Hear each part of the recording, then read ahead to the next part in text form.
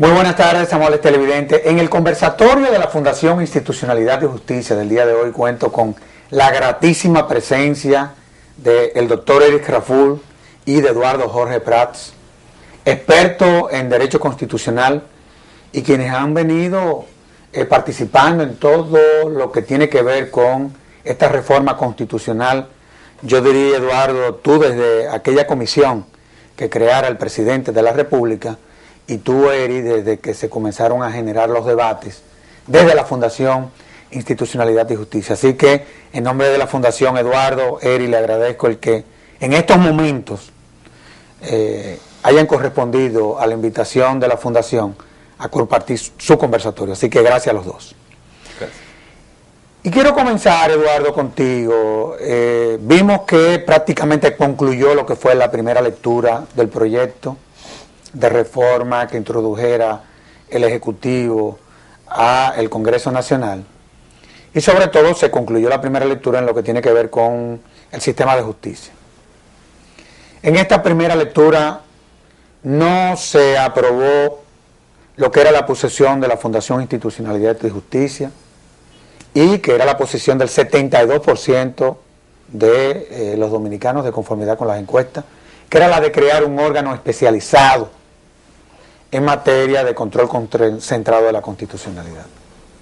¿Cuál es tu perspectiva? ¿Cuál es tu visión? Vemos que se comienza a generar una ola que va en esa dirección, y parecería que en segunda lectura los asambleístas van a aprobar la creación de un órgano especializado en esta materia. ¿Cuál es tu visión y qué tú estás esperando de esta asamblea revisora? Fíjate, podríamos decir que la existencia de una jurisdicción constitucional especializada, sea bajo la forma de un tribunal o de una sala constitucional, es, si se quiere, el código genético, el código operativo de una reforma constitucional. Una constitución no basta que tenga un amplio catálogo de derechos fundamentales. Sus normas no serán eficaces si no hay jueces dedicados a tiempo completo para fallar los asuntos constitucionales. Y ese reclamo por un tribunal de garantías constitucionales, por un tribunal constitucional, por una sala constitucional, es un reclamo tan viejo como la democracia misma. Ya desde finales de los 50, de los 60, había un reclamo de un tribunal constitucional. En el caso específico del Partido Revolucionario Dominicano, estuvo en todos sus programas, plataformas de gobierno. Y la sociedad civil, la mesa de decanos, la Fundación Institucionalidad y Justicia, los resultados, como tú has señalado, de la consulta popular, incluso las encuestas, claro. De cada 10 dominicanos, alrededor de 3 a 4 conocen lo que es el Tribunal Constitucional, y de esos 3 o 4, casi un 75-80% lo favorece. Digamos que es una propuesta de un amplio consenso nacional, y fue una lástima que en primera lectura no fuera aprovechada esa oportunidad para consagrar una institución que es fundamental. Claro, claro. No ha habido reformas constitucionales en América Latina y en el mundo que no hayan consagrado un tribunal constitucional, y estamos esperanzados en que en una segunda lectura pues se va a aprobar el mismo en cualquiera de sus vertientes, y con eso salvar la reforma de realmente de todo este tiempo que hemos dedicado los dominicanos, todo este tiempo, todo este esfuerzo que no se ha perdido, consagrando lo que es el guardián o el defensor de la Constitución. Tú has venido siguiendo este proceso de reforma constitucional, tú manejas muy bien lo que son los principios de los derechos fundamentales.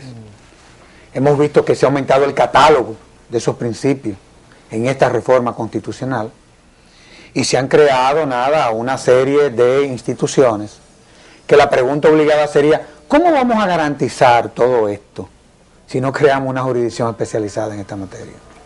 Esa pregunta tuya me trae una reflexión en un debate a propósito de un trabajo maravilloso de Luigi Ferrajoli sobre los derechos fundamentales. El debate consistía, y el planteamiento básico era, si los derechos eran tales, si no existían las garantías que promovieran su eficaz aplicación, o la posibilidad de una tutela efectiva de los derechos que allí se consagran. Bajo esa premisa se asume que allí donde se establece un sistema de garantías, un catálogo de derechos tan amplio y completo como el que se ha establecido en este proyecto de reforma constitucional,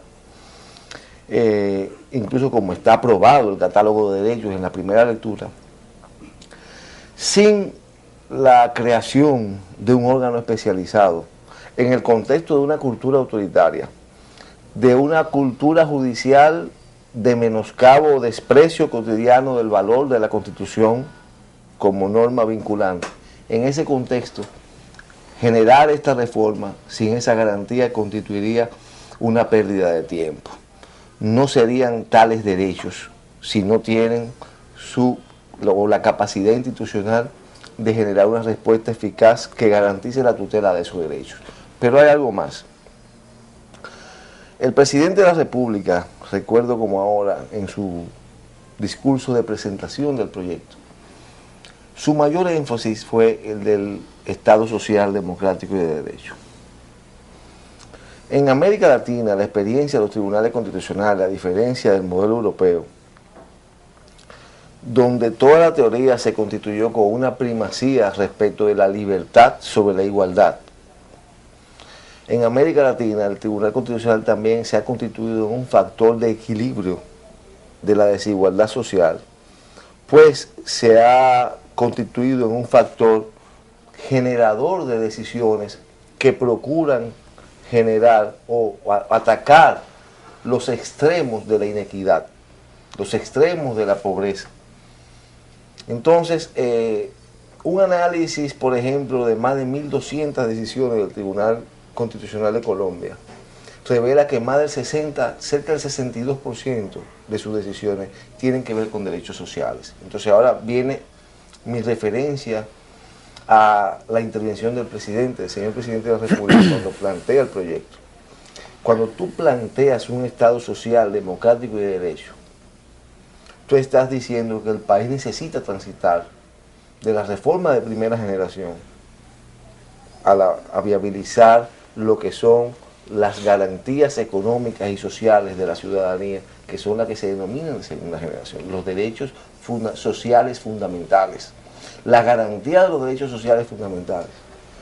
El Tribunal Constitucional debe ser un factor vertebrador de los mecanismos para tutelar esos derechos, y ello entonces no solamente quedaría trunca la reforma desde el punto de vista de todo el catálogo de derechos, como lo hemos concebido clásicamente, que tienen que ver con la libertad, claro, sino también de los derechos sociales, que es uno de los propósitos centrales o esenciales de la reforma de nuestro texto constitucional, precisamente haciendo énfasis en lo social.